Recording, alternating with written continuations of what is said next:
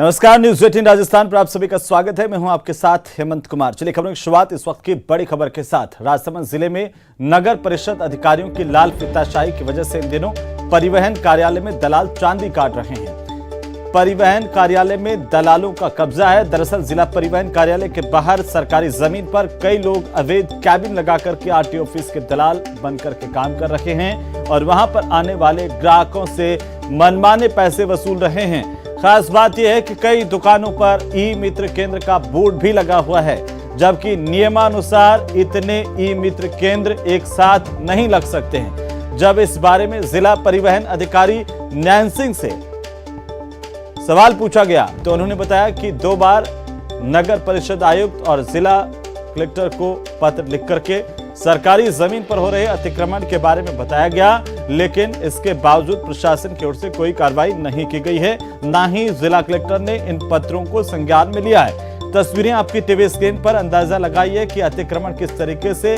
किस गति से फैल रहा है, लेकिन उसके बावजूद प्रशासन अनदेखा कर रहा है। सरकारी जमीन पर दलालों का कब्जा आए दिन बढ़ता जा रहा है। राजसमंद की तस्वीरें हैं जहां पर परिवहन कार्यालय के बाहर ये दलाल किस तरीके से सक्रिय है, इस बात का अंदाजा भी लगाया जा सकता है कि यहां पर एक के बाद एक दलालों की दुकानें सजी हैं। काम कराने के लिए जो लोग यहां पर पहुंचते हैं उनसे बाकायदा कमीशन लेते हैं, उनको गुमराह करते हैं, उनका काम अटकाते हैं ताकि मोटा पैसा कमा सकें। शिकायत के बावजूद दलालों पर कोई कार्रवाई नहीं हो रही है। इससे जाहिर होता है कि प्रशासन भी इन दलालों के आगे नतमस्तक है। तो ये तस्वीरें राजसमंद के परिवहन कार्यालय की है, जिसके बाहर दलालों का जमावड़ा देखने को मिलता है। और जब इस बारे में जिला परिवहन अधिकारी नैनसिंह सोढ़ा से हमने बात की तो उन्होंने ये बताया कि 2 बार नगर परिषद आयुक्त और जिला कलेक्टर को पत्र लिखा गया है और सरकारी जमीन पर हो रहे अतिक्रमण को लेकर जानकारी दी गई, लेकिन फिर भी कार्रवाई नहीं हुई। ज्यादा जानकारी के साथ हमारे संवाददाता अलकेश सनाढे हमारे साथ जुड़ गए हैं।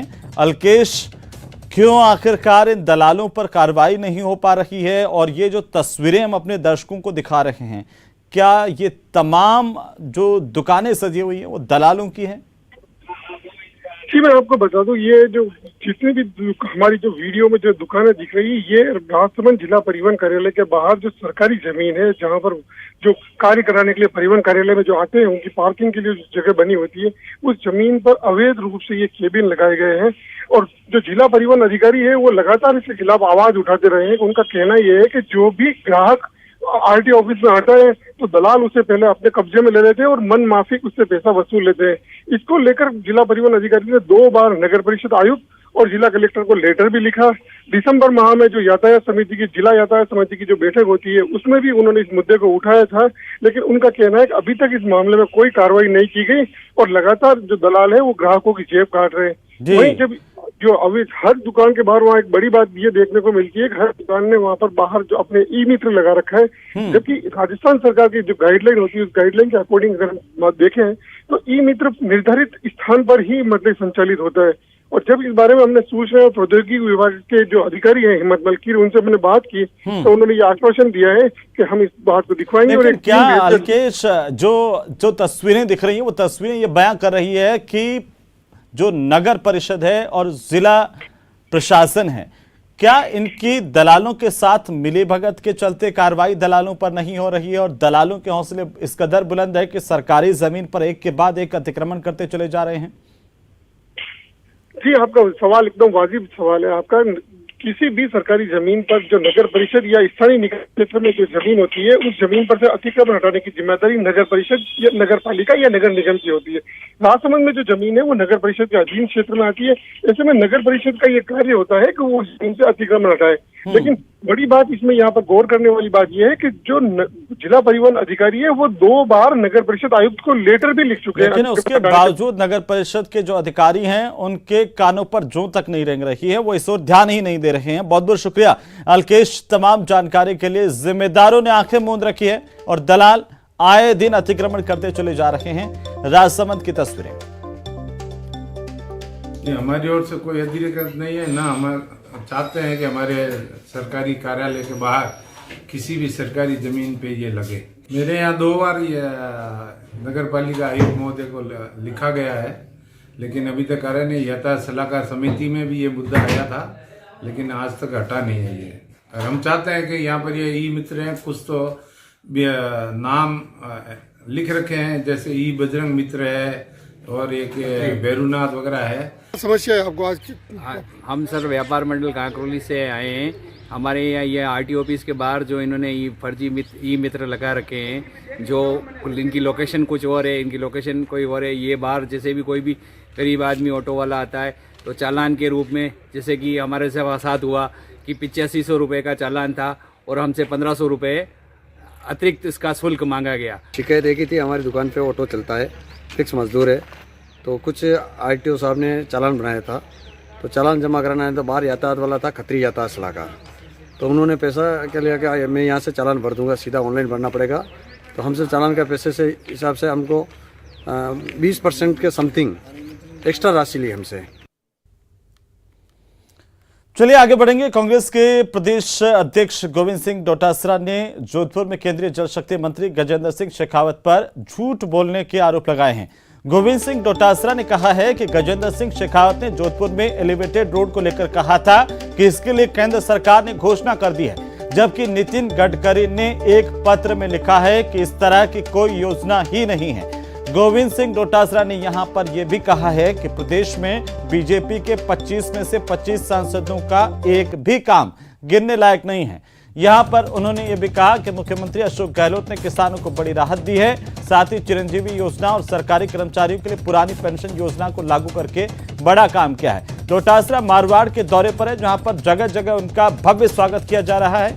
ये तस्वीरें हम आपको दिखा रहे हैं। इसी दौरान मीडिया से मुखातिब होते हुए तमाम बातें उन्होंने कही हैं और तस्वीरें आपकी टीवी स्क्रीन पर। गोविंद सिंह डोटासरा का मारवाड़ का दौरा, जोधपुर पहुंचने के दौरान जगह जगह उनका जोरदार स्वागत किया गया है।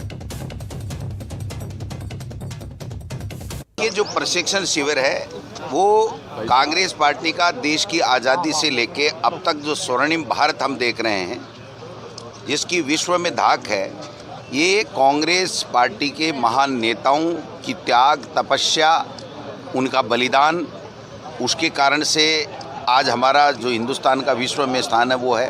उसके बारे में हम कार्यकर्ताओं को बताना चाहते हैं।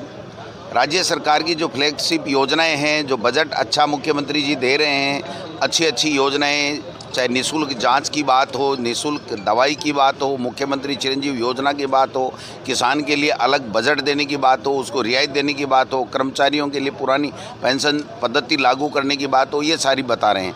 और तीसरा हमारा एजेंडा है कि जो केंद्र की सरकार है वो जिस प्रकार से विफल रही है 8 साल में, 70 साल का हिसाब मांगने वाले लोग आज 7 साल का हिसाब नहीं दे पा रहे हैं।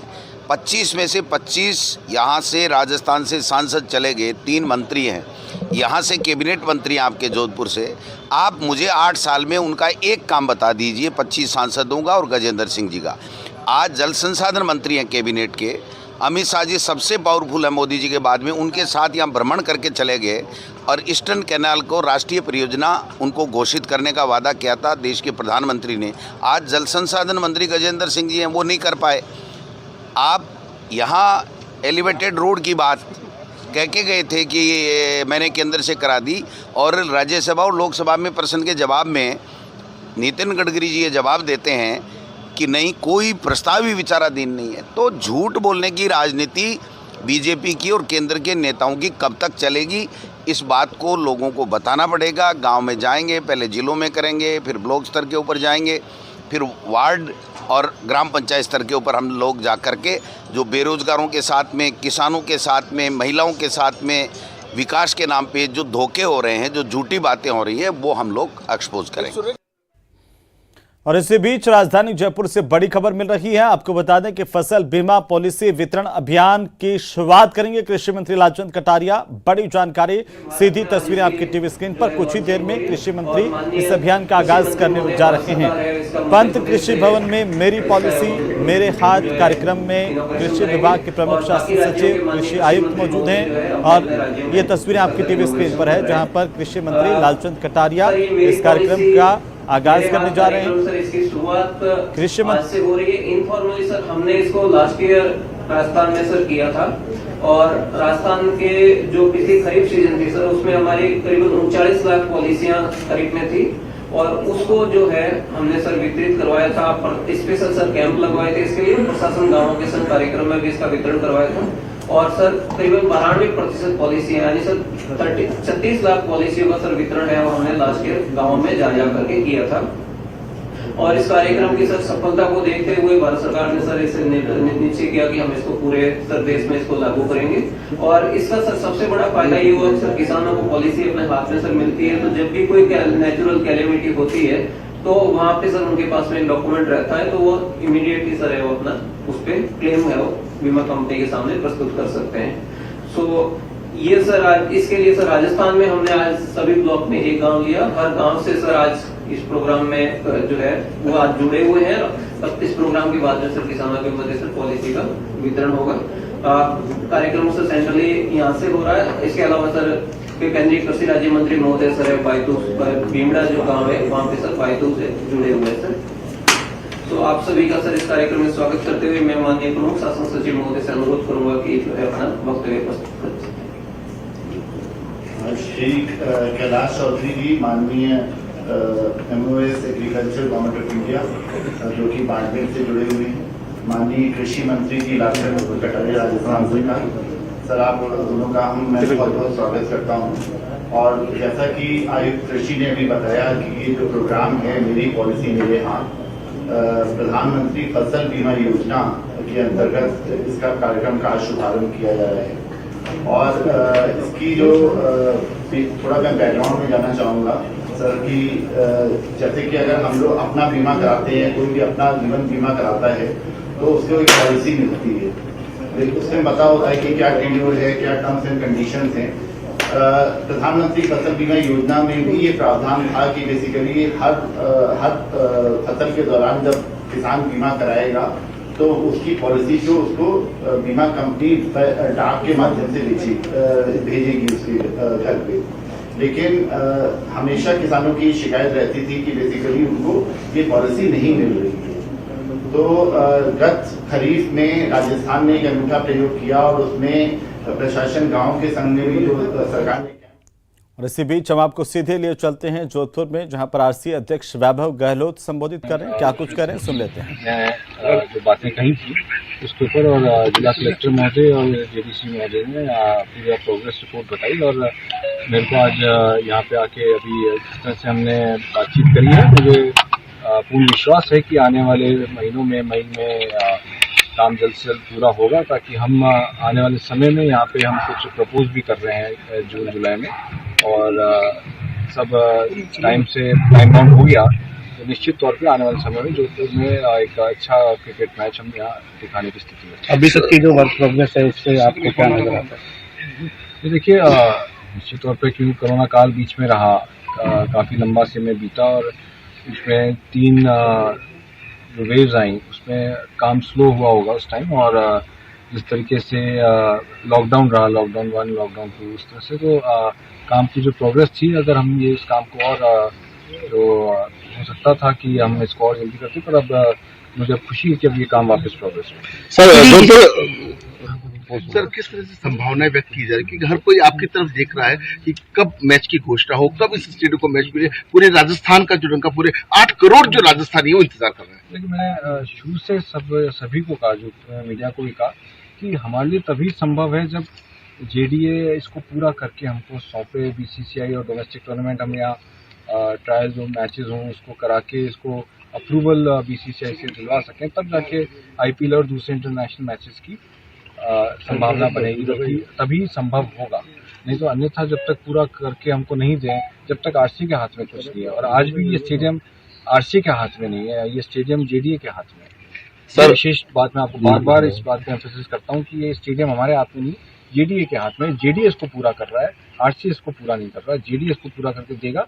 हमारा रोल तो तब चालू होता है, हम तो केवल एक यहाँ पे असिस्ट करने के हिसाब से यहाँ पे आते हैं कि भाई RC की हमारी टेक्निकल टीम जो जयपुर में रहती है उसको हम भेजते हैं, तपोज जी को भेजते हैं, उनको तो हम भेज के यहाँ पे असिस्ट करने का काम करते हैं कि जो बीसीसीआई का मापदंड है उसको हमारा आरसीए की टेक्निकल टीम समझती है, तो वो कहीं उसमें कहीं कोई उपचूक नहीं हो, वो हम कोशिश करते हैं कि हम इनको यहाँ पे सपोर्ट दें। आपको क्या लगता है कब तक मैच?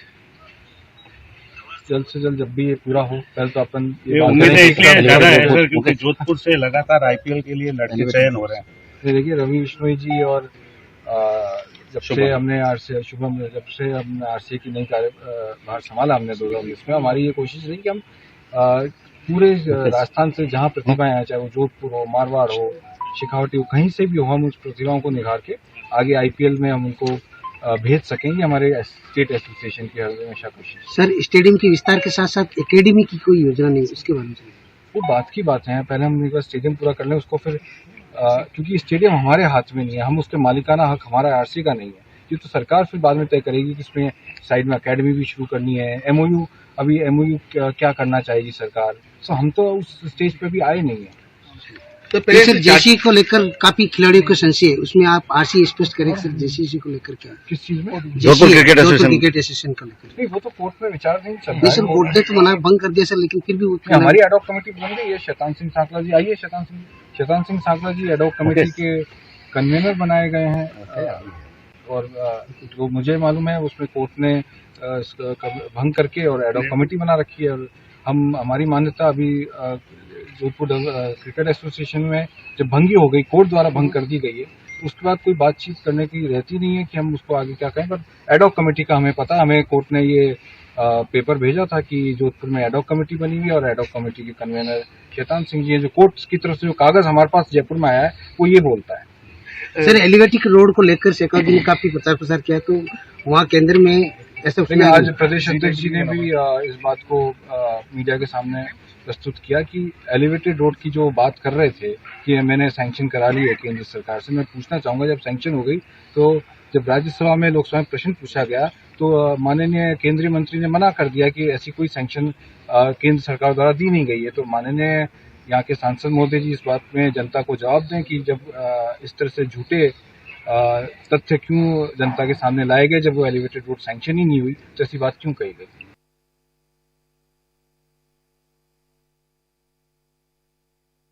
पर आरसीए के अध्यक्ष वैभव गहलोत जोधपुर में स्टेडियम का निरीक्षण करने के लिए पहुंचे हुए हैं। और इसी बीच अगली बड़ी खबर हम आपको बता दें, बड़ी और अहम जानकारी राजधानी जयपुर से, जहां पर स्वच्छता को लेकर के एक पोस्टर का विमोचन किया गया है। यूडीएच मंत्री शांति धारीवाल की ओर से स्वच्छता सर्वेक्षण 2022 के लिए ये स्वच्छ जयपुर आपनो जयपुर के नाम से जो प्रोजेक्ट चलाया जाएगा, लोगों में जागरूकता पैदा करने के लिए, किस तरीके से स्वच्छता को लेकर के और ज़्यादा साफ और क्लीन जयपुर को किया जा सके, उसके लिए जयपुर की थीम के पोस्टर का विमोचन किया गया। महापौर सौम्या गुर्जर समेत अधिकारी यहां पर मौजूद रहे। इस पोस्टर में सिटीजन फीडबैक के 6 चैनल्स को प्रदर्शित किया गया है कि आखिरकार 6 चैनल्स के जरिए किस तरीके से नागरिकों का फीडबैक लिया जाए और उन पर खरा कैसे उतरा जाए, लोगों में जागरूकता पैदा की जाए स्वास्थ्य को लेकर के।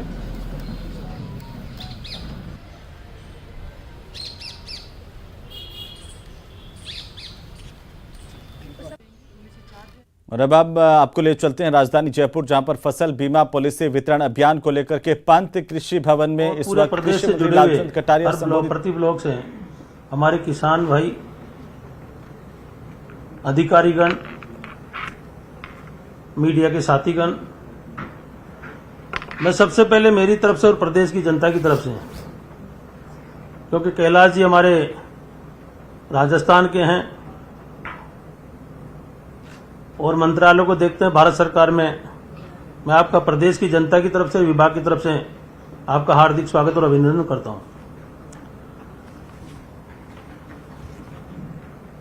मुझे खुशी है इस बात की कि प्रधानमंत्री फसल बीमा में हमारे विभाग की पूरे देश के अंदर और खासतौर से तोमर साहब, हमारे जो भारत सरकार के मंत्री हैं, कैलाश चौधरी जी हैं, और राजस्थान का कृषि विभाग मिलकर प्रधानमंत्री फसल बीमा पर अच्छा काम कर रहा है। और आज ये जो नई शुरुआत पूरे देश में होने जा रही है, मैं मान के चलता हूं कि किसानों की जो मुख्य समस्याएं हैं और सबसे ज्यादा जो समस्या है, कल ही अलवर में ओले पड़े हैं, मौसम की मार पड़ी है किसानों पे, जो कि फसल पकी हुई थी। अलवर से लगता हुआ इलाका दिल्ली और जो हरियाणा है उसमें अतिवृष्टि हुई है। तो किसान हमेशा प्रकृति की मार को झेलता है। खेती किसानी में ये कोई एक दिन का काम है नहीं।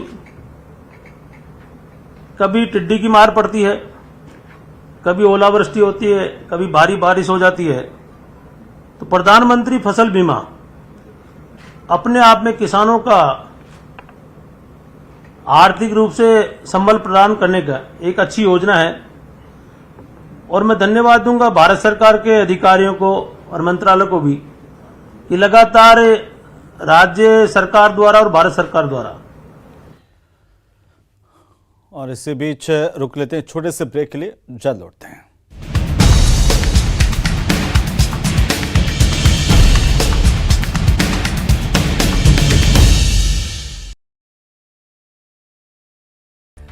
यूक्रेन में फंसे स्टूडेंट्स को लेकर गंगानगर सांसद निहाल चंद मेघवाल ने अपनी चिंता जताई। हालांकि उन्होंने यूक्रेन में फंसे सभी स्टूडेंट्स और उनके परिजनों को आश्वस्त किया कि मोदी सरकार सभी स्टूडेंट्स की सुरक्षित वापसी को लेकर हर संभव कोशिश कर रही है।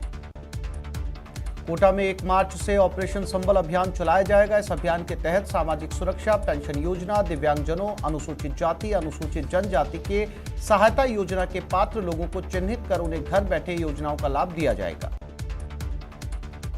यूक्रेन के इवानो शहर में स्थित इवानो फ्रैंकोविस्क नेशनल मेडिकल यूनिवर्सिटी के पास शुक्रवार की रात करीब 9:15 बजे रूस के हमले को लेकर सायरन बजने से अफरा तफरी मच गई। सायरन की आवाज सुनकर यहां पढ़ने वाले भारतीय छात्र सुरक्षित स्थान की तलाश में इधर उधर भागने लगे। सायरन और अफरा तफरी वाला ये वीडियो वहां पढ़ने वाले बूंदी के एक छात्र ने कांग्रेस नेता चरमेश शर्मा को भेजा है, जिन्होंने ये वीडियो जारी किया है। उदयपुर के वल्लभ नगर में एक दर्दनाक हादसा हुआ। इस हादसे में एक शख्स की मौत हो गई, जबकि एक गंभीर रूप से घायल हुआ है। कोटा के साबरमती कॉलोनी में शुक्रवार की देर रात बीजेपी के एक स्थानीय नेता विकी अग्रवाल की हत्या कर दी गई। बताया जा रहा है कि पुरानी रंजिश की वजह से विकी की हत्या की गई। बारा शहर के कोतवाली थाना क्षेत्र में पैसों के लेन देन के विवाद को लेकर पिता पुत्र ने मिलकर युवक पर हथियार से हमला कर दिया, जिससे युवक गंभीर रूप से घायल हो गया।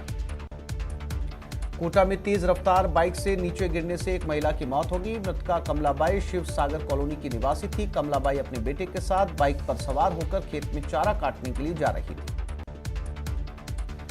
राजस्थान अनुसूचित जाति वित्त और विकास कॉरपोरेशन के अध्यक्ष नियुक्त होने पर डॉक्टर शंकर यादव पहली बार राजसमंद पहुंचे। इस दौरान उनका मेवाड़ी पगड़ी और इकलाई पहनाकर स्वागत किया गया।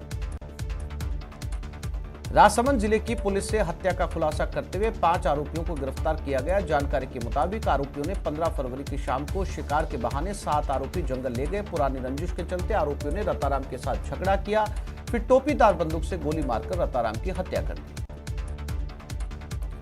बीकानेर में किन्नरों के 2 गुटों में होली की उगाई को लेकर मारपीट का मामला सामने आया। एक पक्ष ने आरोप लगाया कि बाहर से आए किन्नरों ने यहां बदमाश युवकों के साथ मिलकर बीकानेर के किन्नरों के साथ मारपीट की।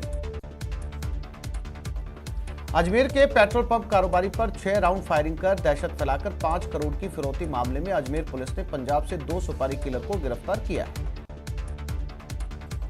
चिकित्सा विभाग के सचिव आशुतोष पेडनेकर ने प्रदेश के स्वास्थ्य अधिकारियों के साथ वीसी के जरिए बैठक कर विभागीय योजनाओं की समीक्षा करते हुए बेहतर कार्य करने के निर्देश दिए। बांसवाड़ा की पॉक्सो कोर्ट ने नाबालिग से रेप मामले में दोषी को 10 साल की कैद की सजा सुनाई। दोषी पर 28,000 का अर्थदंड भी लगाया। उदयपुर में एडीजे फास्ट ट्रैक 4 कोर्ट ने 7 साल पुराने हत्या के मामले में सुनवाई करते हुए 7 दोषियों को आजीवन कारावास की सजा सुनाई। कोटपुतली के सांबरलेक थाना इलाके के तेजाकाबास में 58 वर्षीय व्यक्ति ने फंदा लगाकर आत्महत्या कर ली। आत्महत्या के कारणों का पता नहीं चल पाया। उदयपुर के लसाड़िया के कुण गांव में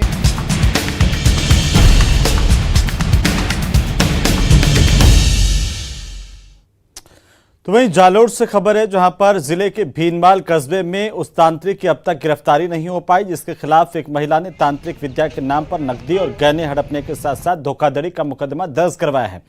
पुलिस की ओर से अब तक इस कथित तांत्रिक की गिरफ्तारी नहीं होने से नाराज पीड़ित ने अब अपने परिवार समेत आत्मदाह की चेतावनी दी है। आपको बता दें कि पीड़ित महिला को 12 साल से कोई बेटा नहीं हो रहा था और इसी को लेकर उसने 2 साल पहले सिरोही के मोतीलाल तांत्रिक के साथ साथ उसके बेटे गोकुल और जगदीश से संपर्क किया ताकि यहां पर उसके पीड़िता मां बन सके। लेकिन इस चक्कर में तांत्रिक ने पहले 3.5 लाख, फिर 2.25 लाख और बाद में 2 लाख रुपए और हड़प लिए। साथ ही उसने लाखों के जेवर भी ले लिए, लेकिन मां नहीं बना पाया।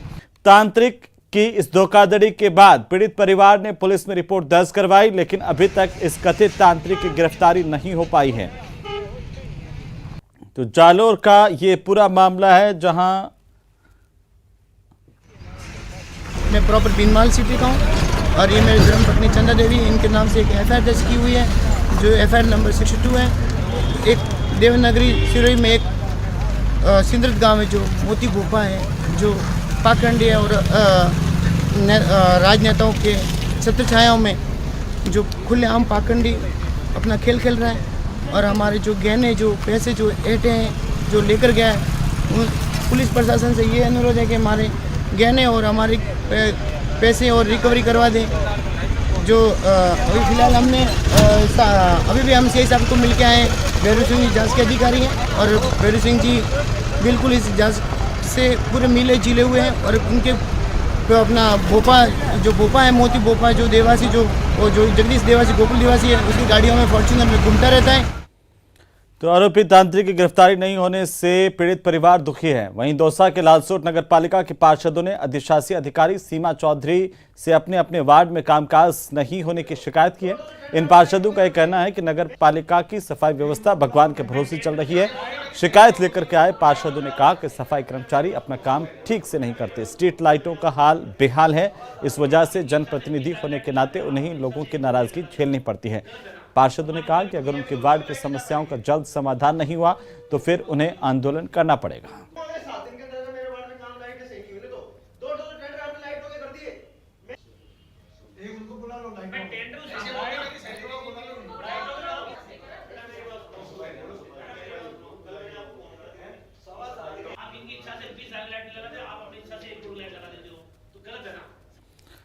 तो चलिए आगे बढ़ेंगे और इसी बीच बड़ी खबर है राजधानी जयपुर से। आपको बता दें कि इस वक्त की बड़ी और अहम जानकारी, वेद प्रकाश सोलंकी का बीजेपी पर निशाना सामने आ रहा है। नड्डा के बयान को देश को अस्थिर करने वाला बताया है वेद प्रकाश सोलंकी ने और कहा कि बिना बात की राजनीति भारतीय जनता पार्टी करती है।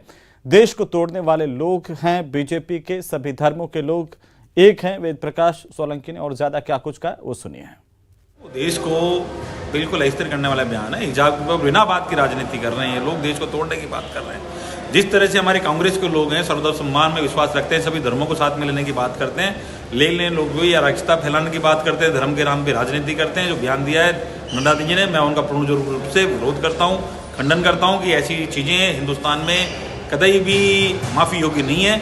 और हिंदुस्तान एक है, हिंदू मुसलमान सभी धर्मों के लोग यहाँ निवास करते हैं, सभी को बराबर का सम्मान है। तो चलिए इसी के साथ ही इस बुलेटिन में फिलहाल इतना ही। नमस्कार।